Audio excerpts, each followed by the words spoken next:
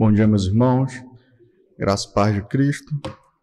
Vamos abrir as nossas Bíblias na primeira epístola do apóstolo Pedro.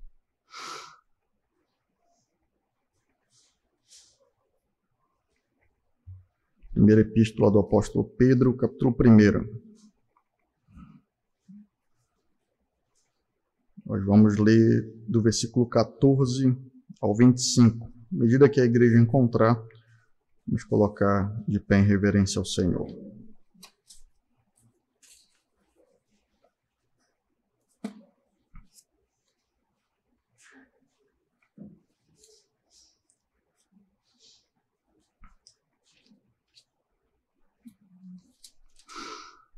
Amém? Leiamos. Como filhos obedientes, não vivam conforme as paixões que vocês tinham anteriormente, quando ainda estavam na ignorância. Pelo contrário, assim como é santo aquele que os chamou, sejam santos vocês também em tudo o que fizerem. Porque está escrito, sejam santos porque eu sou santo. E se vocês invocam como Pai aquele que sem parcialidade julga segundo as obras de cada um, vivam em temor durante o tempo da peregrinação de vocês, sabendo que não foi mediante coisas perecíveis como prata ou ouro que vocês foram resgatados da vida inútil que seus pais lhes legaram, mas pelo precioso sangue de Cristo, como de um cordeiro sem defeito e sem mácula. Ele foi conhecido antes da fundação do mundo, mas foi manifestado nestes últimos tempos em favor de vocês. Por meio dele, vocês creem em Deus, o qual ressuscitou dentre os mortos e lhe deu glória, para que a fé e a esperança de vocês estejam em Deus, tendo purificado a alma pela obediência à verdade e com vistas ao amor fraternal não fingido, amem intensamente uns aos outros de coração puro, porque vocês foram regenerados, não de semente corruptível, mas de semente incorruptível, mediante a palavra de Deus, a qual vive e é permanente, porque toda a humanidade é como a erva do campo, e a sua glória é como a flor da erva. A erva seca, a flor cai, mas a palavra do Senhor permanece para sempre. Esta palavra é o evangelho que vos foi anunciado. Amém? Vamos orar ao Senhor. Senhor Deus, Pai bendito e santo, graças nós te damos, Senhor, por nos reunir em mais um domingo, Pai, enquanto povo teu, enquanto ovelhas, Senhor, Deus do teu pasto. Glória seja dada a ti, Senhor. Nós suplicamos que o Senhor abençoe aqueles que, em submissão e obediência a ti, Senhor Deus, ouvem a tua santa convocação para este dia, para que todos os santos, Senhor Deus, ao redor da terra inteira se agreguem, se reúnam, Senhor, em suas igrejas locais e juntos prestem louvor e glória, Senhor Deus, e rendam a ti, Senhor Deus, gratidão, Senhor, devoção. Derramem, Senhor Deus, os corações diante de ti como ofertas e sacrifícios agradáveis por meio de Cristo, Senhor. Que o Senhor glorifique o teu nome neste dia e abençoe, Senhor Deus, os que assim têm procedido de forma graciosa, piedosa e santa, Senhor. Ó Senhor Deus, traz vigor àqueles que estão doentes, acuda, Senhor Deus, aqueles que de maneira legítima não puderam estar conosco, Pai, porque têm padecido, Senhor Deus, de aflições e de lutas contra enfermidades, que o Senhor cure e os sustente nesta manhã. O que nós assim te suplicamos em Cristo e te agradecemos. Amém, Senhor. Poder sentarmos, irmãos.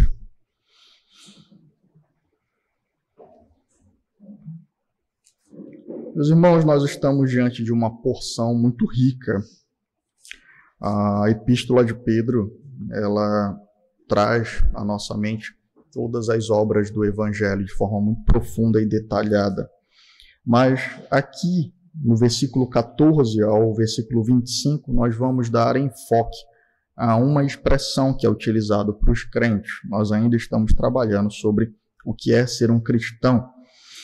No domingo passado, nós vimos que ser um cristão é ser uma pedra viva. Tá? Nós vemos então que Pedro também utiliza essa expressão para os crentes. Nós somos pedras vivas do santuário do Senhor. Hoje nós iremos observar, meus irmãos, que todo cristão também é um santo.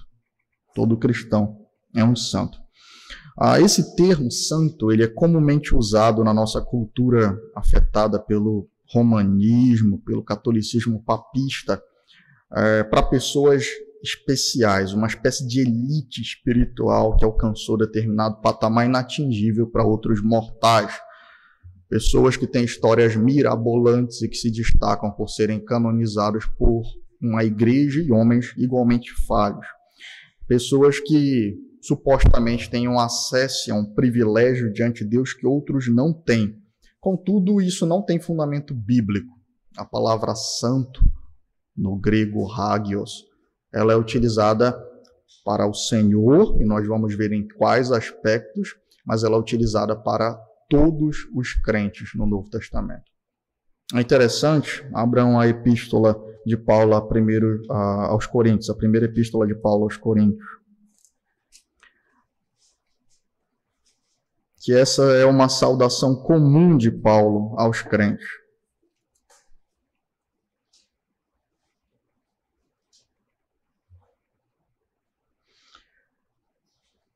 Primeira epístola de Paulo aos Coríntios. Paulo, chamado pela vontade de Deus para ser apóstolo de Jesus Cristo, e o irmão Sóstenes, a igreja de Deus que está em Corinto, aos santificados em Cristo Jesus, chamados para ser santos, com todos os que em todos os lugares invocam o nome de nosso Senhor Jesus Cristo, Senhor deles e nosso, que a graça e a paz de Deus, nosso Pai, e do Senhor Jesus Cristo estejam com vocês. Abra em Efésios agora. Efésios capítulo 1, versículo 1, na saudação.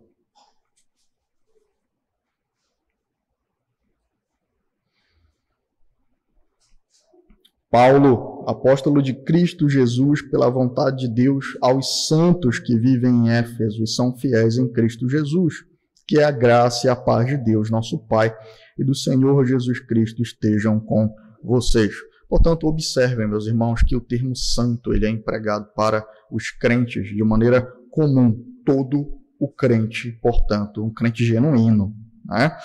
Ele tem a santidade como parte da sua identidade. Todo aquele que nasceu de novo, ele nasceu de novo para ser santo. Quando nós nos remetemos a esse termo santo, nós vemos que, primeiramente, ele é empregado a Deus, de maneira que a definição de santidade para nós tem que partir do Senhor. No Antigo Testamento, o termo santo ele é utilizado mais de 800 vezes para o Senhor. Portanto, há esse destaque de que Deus ele é santíssimo, como diz Isaías 6. Nós vamos trabalhar, então, esse texto em 4 pontos que nós vamos destacar para a meditação breve nesta manhã. Primeiramente, nós vamos ver que há um motivo para a santidade do crente. Volte lá para 1 Pedro, que é o nosso texto dessa manhã.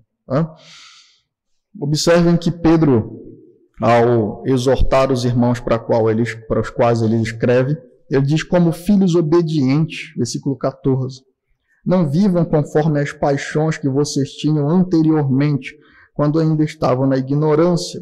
Pelo contrário, assim como é santo aquele que os chamou, sejam santos vocês também em tudo o que fizerem, porque está escrito: sejam santos, porque eu sou santo. Essa é a ordem de Deus para o seu povo. E aqui nós temos o motivo do porquê o crente deve ser santo e é santo. Porque Deus é santo. O motivo pelo qual o crente chamado por Deus é santo é porque Deus é santo.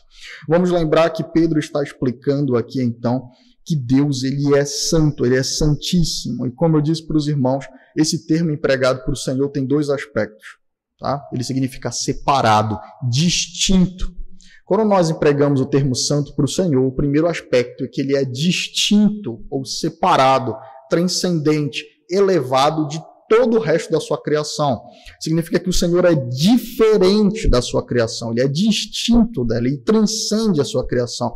Não há outro como o nosso Deus. Essa é a expressão que o Antigo Testamento utiliza. Não há ninguém como Deus. Portanto, o primeiro aspecto da palavra santidade ou santo é que o Senhor, ele está acima, ele transcende a sua criação. E não é igual, ele não é semelhante à sua criação. Ele é o único Criador, ele é o único Deus, ele é unicamente eterno.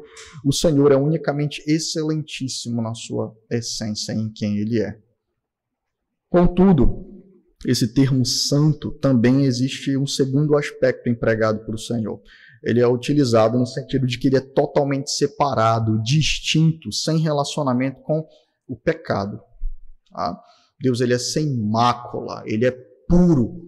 Quando nós, então, utilizamos o termo santidade, nós queremos dizer, primeiramente, isso: Deus está elevado e transcende, e é diferente da sua criação, mas ele também não tem mácula, ele é puro. Tá? Ele está separado totalmente do pecado. Pelo fato de Deus ser santo, meus irmãos, o Senhor ensina que tudo o que vai entrar em contato, em relacionamento com Ele, que vai adorá-lo, precisa também ser santo, separado, consagrado para o Senhor e também puro. Nós vamos ver, por exemplo, no Antigo Testamento, várias coisas sendo separadas para o Senhor. Tudo que era empregado no culto e na adoração a Deus no Antigo Testamento era santo ou santificado. Os instrumentos do templo eram santificados, as vestes dos sacerdotes eram santificadas e os próprios sacerdotes eram santificados. Tá?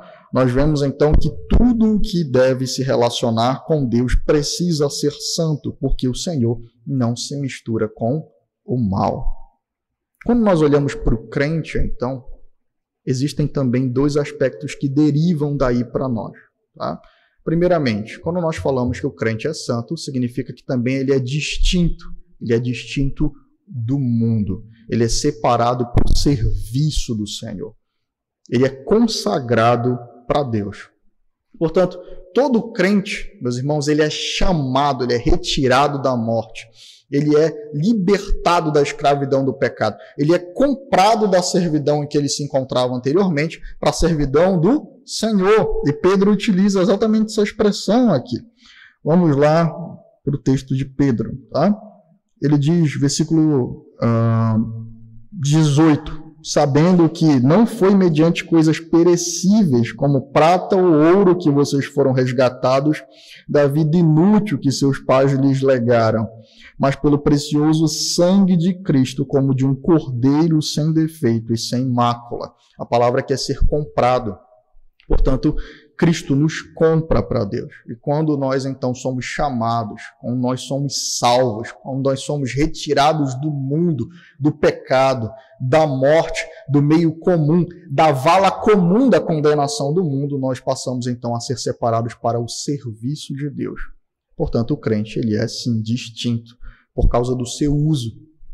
Enquanto os homens, eles têm como propósito, na sua mente, no seu coração, se corromper, se envolver com aquilo que é corrupto, perecível, com aquilo que é mundano, o crente, ele é separado para serviço do Senhor.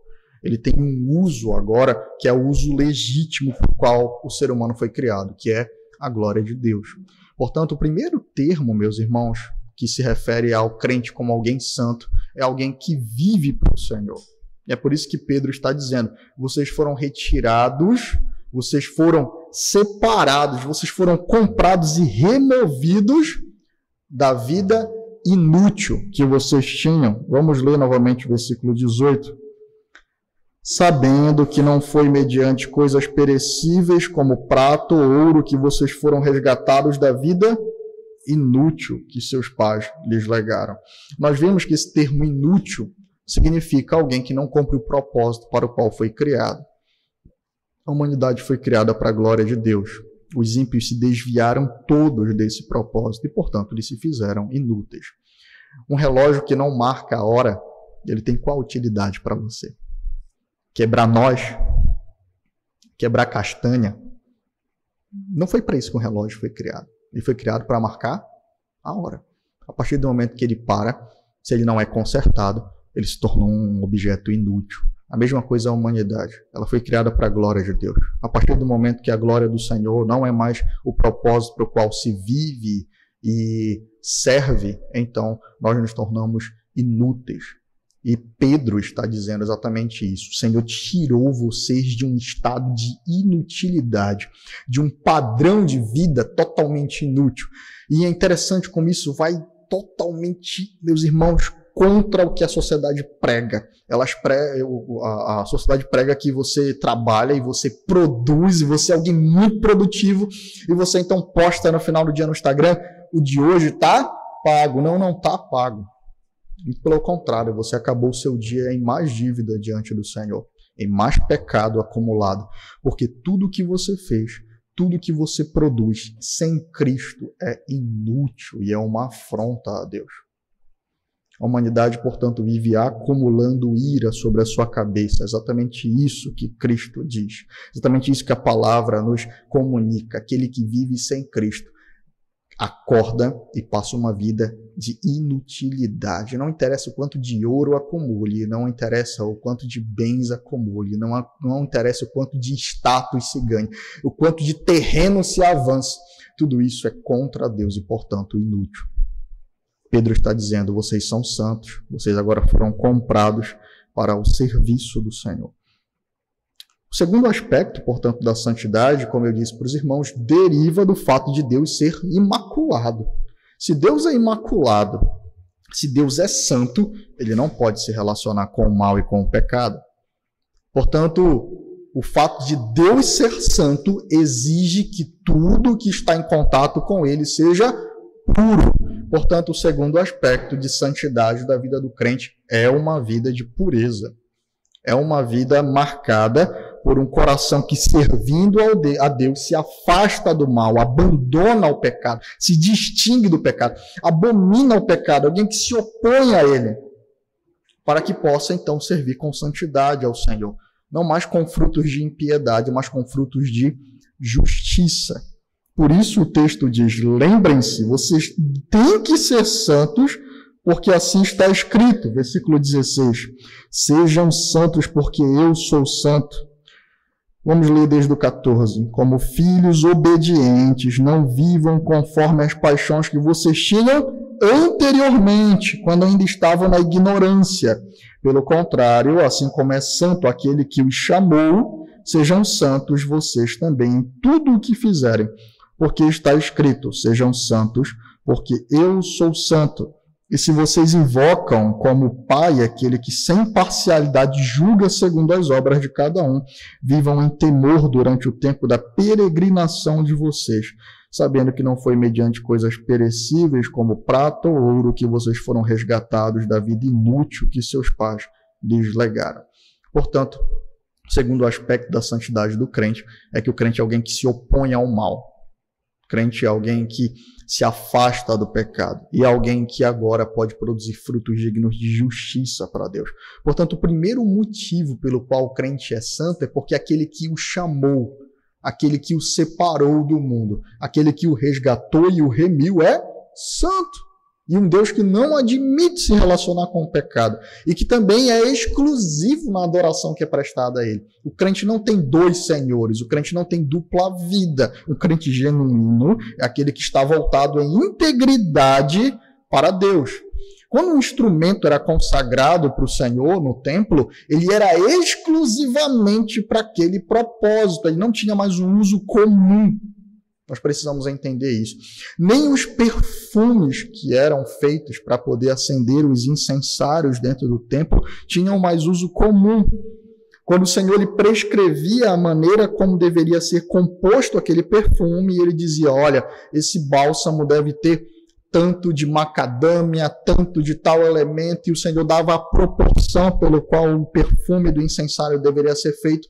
O Senhor dizia no final, se algum homem utilizar essa essência, ele deve ser morto em Israel. O Senhor o punirá, porque se aquilo é santo, é de uso exclusivo de Deus. O crente, portanto, opera a sua santidade em dois sentidos, em exclusividade ao Senhor e se afastando do mal, porque o Senhor é santo. Amém, irmãos? Esse é, portanto, o motivo da nossa santidade. É santo aquele que nos chamou. O segundo ponto importante desse texto é o fundamento da nossa santidade, é o sangue de Cristo. Tá? Nós já vimos que toda vez que nós falamos sobre a santidade de Deus e o relacionamento dele com os homens, surge um dilema. Como homens pecadores e então maculados pelo pecado podem se relacionar com um Deus santíssimo? Vamos a Hebreus no capítulo 9. Esse é um texto que vai lançar muita luz para nós nesta manhã. Vamos a Hebreus no capítulo 9. Atentem para a leitura, irmãos, porque os textos eles lançam luz uns nos outros. Vamos ao versículo 11. Observem o que o autor de Hebreus nos explica sobre o sacrifício e o santuário no Antigo Testamento e como eles apontavam para Jesus Cristo. Hebreus 9, versículo 11. Todos acharam? Amém. Vamos ler. Atentem.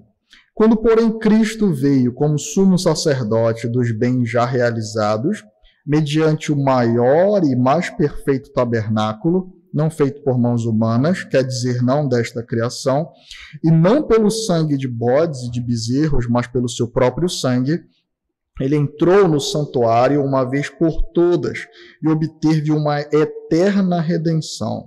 Portanto, se o sangue de bodes e touros e a cinza de uma novilha, aspergidos sobre os contaminados, os santificam, quanto à purificação da carne, muito mais o sangue de Cristo, que pelo Espírito Eterno a si mesmo ofereceu sem mácula a Deus, purificará a nossa consciência de obras mortas para servirmos ao Deus vivo.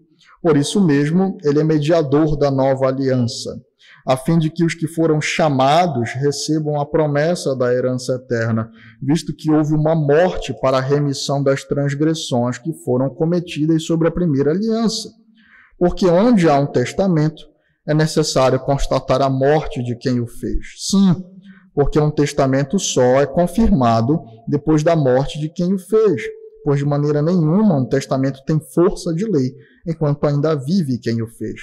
Por isso, nem a primeira aliança foi estabelecida sem sangue, porque havendo Moisés proclamado a todo o povo todos os mandamentos conforme a lei, pegou o sangue dos bezerros e dos bodes, com água, lã tingida de escarlate e sopo, e aspergiu não só o próprio livro, como também todo o povo, dizendo: este é o sangue da aliança que Deus ordenou para vocês. Igualmente também aspergiu com sangue, vamos lá, o tabernáculo e todos os utensílios do serviço sagrado. De fato, segundo a lei, quase todas as coisas são purificadas com sangue, e sem derramamento de sangue não há remissão. Era necessário, portanto, que as figuras das coisas que estão nos céus fossem purificadas com tais sacrifícios, mas as próprias coisas celestiais requerem sacrifícios superiores àqueles, porque Cristo não entrou em santuário feito por mãos humanas, figura do verdadeiro santuário, porém no próprio céu, para comparecer agora por nós diante de Deus. Ele não entrou para oferecer a si mesmo muitas vezes, como sumo sacerdote ainda todos os anos no Santo dos Santos com sangue alheio. Vamos ao versículo 28. Assim também Cristo, tendo se oferecido uma vez por todas para tirar o pecado de muitos, aparecerá segunda vez, não para tirar pecados, mas para salvar aqueles que esperam por ele. Então observem a maneira como algo era santificado. Era por meio de sangue. Amém. A gente falou sangue muitas vezes nesse texto. Tá? Observem então que tudo, o tabernáculo, o povo, a aliança é feita e o povo é aspergido com sangue para purificação. Depois ele asperge o tabernáculo, depois ele asperge com sangue os utensílios do tabernáculo, e nós temos uma demonstração ali da obra do Evangelho. Significa que sem derramamento de sangue não há remissão de pecados. O autor de Hebreus acabou de explicar isso para nós. Portanto, o que é remir pecados? É perdão, absolvição, purificação, é remover pecado, é remoção de pecado. Portanto, o que o Senhor demonstrava era: sem a remoção dos pecados, alguém não pode se aproximar de Deus. Sem morte, sem juízo, sem derramamento de sangue, não tem purificação. Portanto, Pedro explica a nós, vamos voltar ao texto de Pedro, que houve sim derramamento de sangue para nos tornar santos. O sangue de Cristo. Não o sangue de touros e de bodes, mas o sangue de Cristo. E aquele versículo 14 lá do capítulo 9, ele é central. Ele diz, o Senhor purificou a nossa consciência de obras mortas pelo seu sangue para serviço a Deus. Então, aquele versículo condensa o que nós estamos dizendo. Santidade significa em ser purificado, separado, tornado santo para o serviço do Senhor. Portanto, meus irmãos, o fundamento da nossa santidade é o sangue de Cristo, por causa da morte dele, não como um ato meramente ritualístico, por causa do sangue do Senhor Jesus Cristo. O crente, então, que é salvo, o crente genuíno, liberto pelo Senhor, ele é chamado e ele também é aspergido com o sangue do Senhor. De maneira que agora ele é consagrado para uma vida a Deus e purificado dos seus pecados.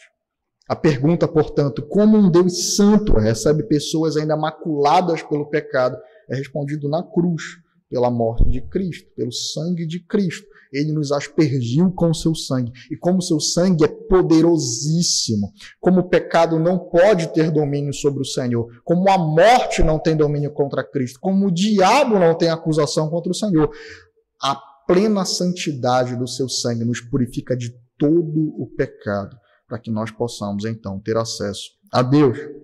O crente é alguém santo, porque foi comprado, aspergido, remido pelo sangue do Senhor Jesus Cristo. Você entende agora o que é ser remido pelo sangue do Senhor Jesus Cristo? É ser feito santo. As pessoas às vezes cantam isso. As pessoas proclamam isso. Não, estou remido e lavado pelo sangue de Jesus, e vivem em impureza e em contradição com aquilo que proferem. Afirmar ter sido comprado pelo sangue de Cristo, afirmar ter sido remido e lavado pelo sangue de Cristo, é uma proclamação de servidão a Deus em pureza. Você consegue entender isso?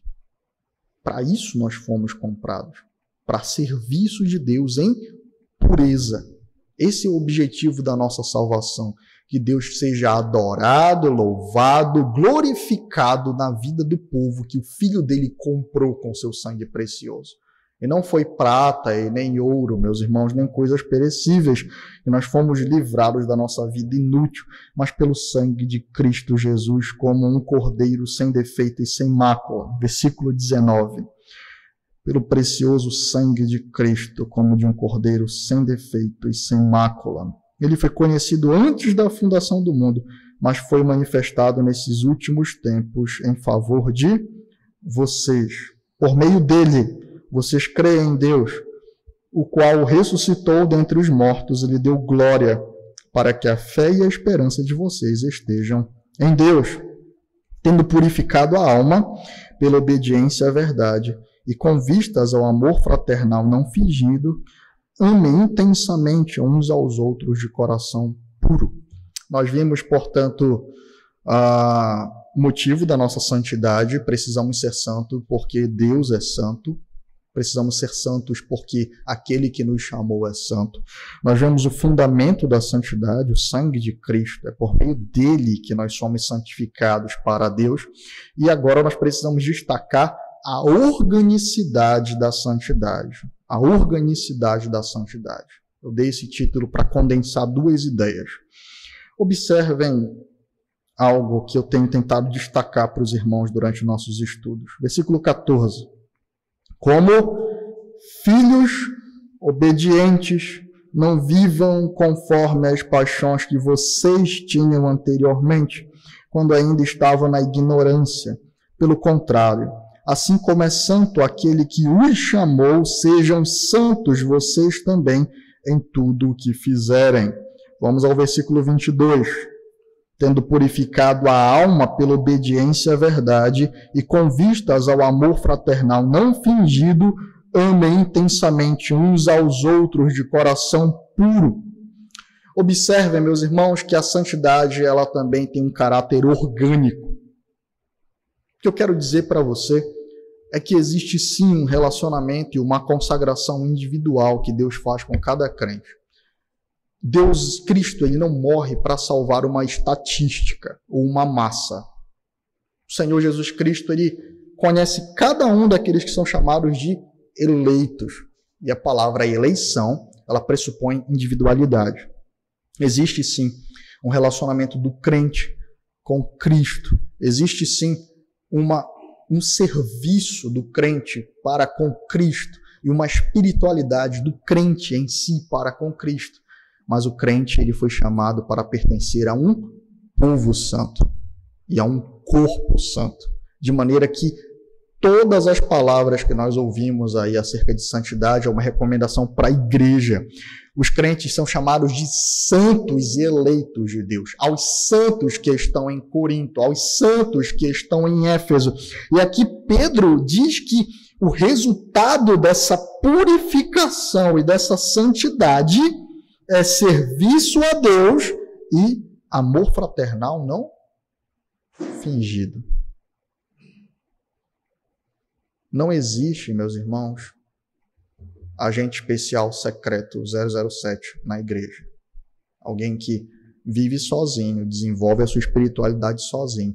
É um santo homem separado de todo o povo de Deus. Não, eu sou uma elite espiritual. Eu desenvolvo a minha salvação, a minha santidade, o meu relacionamento com Deus de maneira isolada. Não. O crente, ele foi chamado e remido para um povo santo. E é exatamente isso que Pedro ele vai desenvolver um pouco mais para frente. Ele vai dizer, vamos lá para o versículo 9 do capítulo 2. Nós já vimos sobre pedras vivas, né? Está dentro desse contexto. Tá? Mas ele diz no versículo 9, vocês, porém, são geração eleita, sacerdócio real, nação santa, povo de propriedade exclusiva de Deus. E antes ele explicou que o crente é uma pedra viva inserido no quê? Em um prédio, em um tabernáculo edificado para o Senhor. Pedro está trabalhando sobre santidade, então a conclusão do seu argumento de unidade, de serviço, acaba na igreja. Se desenvolve para a igreja, se desenvolve para o aspecto comunitário do crente. Se você cresce em santidade, você cresce em comunhão com Cristo e com o povo dele. Não se esqueça disso. Uma das provas de que você está desenvolvendo a sua salvação com temor e tremor é exatamente o aspecto comunitário, é exatamente a união. Se você foi unido com Cristo, você não tem como estar não unido com o seu povo. Se você cresce em intimidade com Cristo, você cresce em intimidade com aqueles que Cristo morreu para serem um com Ele. Essa é a oração de João 17. Pai, eu oro a Ti para que eles sejam um contigo como eu sou um contigo, Senhor. Para que por meio de mim, sendo um comigo, eles sejam um contigo. Essa é a oração que o Senhor faz em João 17. Portanto, observem que Pedro está trabalhando a purificação, a consagração do crente, mas não de maneira individual, mas o crente, ele está inserido em um povo, ele foi resgatado para pertencer a um povo santo do Senhor. A santidade, ela pressupõe um caráter orgânico e não individualista. Se alguém acha que pode estar crescendo em santidade e intimidade com Deus, à medida que conserva o seu coração cheio de pecado e amor fraternal fingido, você está se enganando. Isso não é possível. Você não tem como ter um relacionamento adequado com Cristo sem um relacionamento adequado com o povo de Cristo. Nós vamos trabalhar mais sobre isso pela manhã. Mas agora, gravem essa verdade. Essa figura de um crente que milita e serve a Deus sozinho, ela não existe na Escritura. Não existe. Você tem uma individualidade de serviço ao Senhor, mas você está inserido no corpo de Cristo. Assim como cada membro tem uma utilidade diferente no corpo e ele se relaciona assim com você de maneira específica. A sua mão tem uma função específica e você se relaciona com a sua mão de maneira específica, ainda assim ela é sua. Ela pertence a você. Ela está inserida no corpo, de forma que ao se relacionar com a sua mão, você se relaciona com o corpo. Não há como eliminar isso. A maneira como o Senhor descreve o crente, a maneira como o Senhor descreve a igreja é um caráter orgânico e inseparável, de forma que a identidade do crente ela é também comunitária. Um corpo não tem sentido sendo desmembrado. As figuras, as metáforas, uma ovelha, você não cria uma ovelha, né? Ela está inserida em um aprisco, ela tem sentido em um aprisco. Um membro tem sentido em um corpo. Portanto, nós precisamos lembrar que se nós fomos unidos com Cristo, então nós somos unidos uns com os outros também. Por isso, a santidade genuína tem um caráter orgânico e comunitário. Por fim, vamos ver sobre um instrumento da santificação. Um instrumento da santificação. Esse crente, ele é remido e purificado com toda a certeza pelo sangue de Cristo e de maneira permanente. Nós acessamos a Deus por meio do sacrifício de Cristo, portanto somos remidos, mas na nossa experiência pessoal de relacionamento com Deus, nós ainda vemos em nós, no nosso coração, pecado. Portanto, a santificação, ela tem um caráter definitivo. Todo crente ele é chamado de santo, tá? Eu gostaria de ter mais tempo para trabalhar esse aspecto com os irmãos. Eu tratei sobre isso na reunião de família, né? Há algum tempinho ainda. A santificação ela tem dois aspectos. Ela tem um caráter definitivo, de maneira que o crente ele é chamado de santo. Tá? Mas também ela tem um aspecto progressivo que se manifesta no nosso relacionamento e no nosso servir para o Senhor. Apesar de o Senhor nos aceitar, nos receber pelo sangue do seu Filho, e por isso nos recebe de maneira pura e santa, na nossa lida com o Senhor, nós percebemos que há mácula em nós ainda. De forma que o crente ele é chamado para desenvolver essa santidade, ao ponto de então ter um aspecto progressivo na santificação, que será consumado, experimentado por nós somente na consumação dos séculos, quando nós seremos finalmente como Ele é. E o Senhor nos diz qual é o instrumento pelo qual Cristo então apresentará diante de Deus a sua noiva sem ruga e sem nenhuma mácula no final dos tempos. Versículo 22. Tendo purificado a alma pela obediência à verdade e com vistas ao amor fraternal não fingido, amem intensamente uns aos outros de coração puro, porque vocês foram regenerados não de semente corruptível, mas de semente incorruptível, mediante a palavra de Deus, a qual vive e é permanente. Porque toda a humanidade é como a erva do campo e toda a sua glória é como a flor da erva. A erva seca e a flor cai, mas a palavra do Senhor permanece para sempre. E esta palavra é o evangelho que foi anunciado a vocês. Vamos lá ao versículo 1 do capítulo 2. Portanto, abandonem toda a maldade, todo engano, hipocrisia, inveja, bem como todo tipo de maledicência. Como crianças recém-nascidas, desejem o genuíno leite espiritual, para que por ele lhes seja dado crescimento para a salvação, se é que vocês têm a experiência de que o Senhor é bondoso. Um instrumento da santificação do crente é a palavra. Isso é muito claro. Por meio da palavra, como é que Deus opera isso? Como é que Deus opera o chamado? Como é que Deus opera a remissão de pecados? Como é que Deus opera ou aplica o sacrifício de Cristo a nós? Pelo poder do Espírito, através da ministração da palavra. A palavra é a semente da qual nós fomos gerados. Tiago também diz isso. Tiago capítulo 1, versículo 16, ele diz: meus irmãos, não vos enganem, meus amados irmãos, toda boa dádiva e todo dom perfeito vem do alto, descendo do Pai das luzes, em que não há variação ou sombra de mudança, porque pelo seu querer ele nos gerou pela palavra da verdade. Ele nos gerou pela palavra da verdade. Pedro diz a mesma coisa: vocês foram gerados pela palavra de Deus. A palavra é o meio pela qual o Senhor cria a vida no crente e também o santifica. Nós somos santificados pela obediência da palavra. E aqui entra o aspecto de obediência, de serviço prático do crente. Você, crente, se é santo porque Deus é santo porque foi comprado pelo sangue de Cristo, é santo para serviço de Deus e comunhão com o seu povo, e você opera essa santidade, essa santificação. Você participa dela pela obediência à palavra da verdade. Em Efésios, no capítulo 5, Paulo diz que o Senhor purifica a sua noiva pela pregação da palavra. Portanto, entenda, um crente, um santo, ele vive em obediência à palavra do Senhor, porque ela é um instrumento de Deus para o santificar. Assim como os utensílios lá, eles recebiam, né, eles eram aspergidos uma única vez com sangue para a purificação, e Moisés aspergiu tudo, mas eles tinham um ritual de purificação pela água. Sempre eles eram lavados para um novo serviço e um novo culto.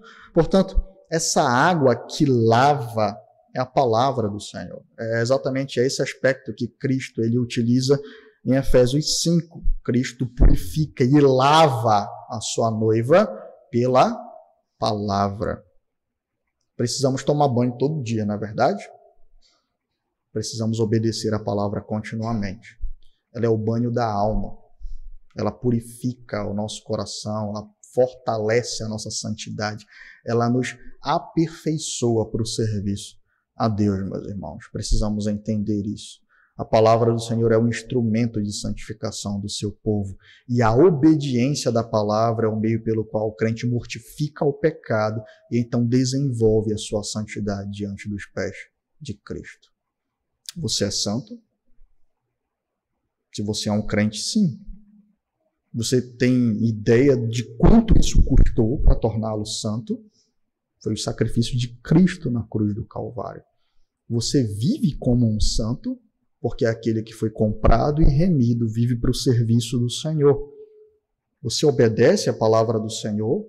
Ela tem algum peso, algum significado para você? Porque se ela não tem, isso é um testemunho contrário à sua profissão de santidade.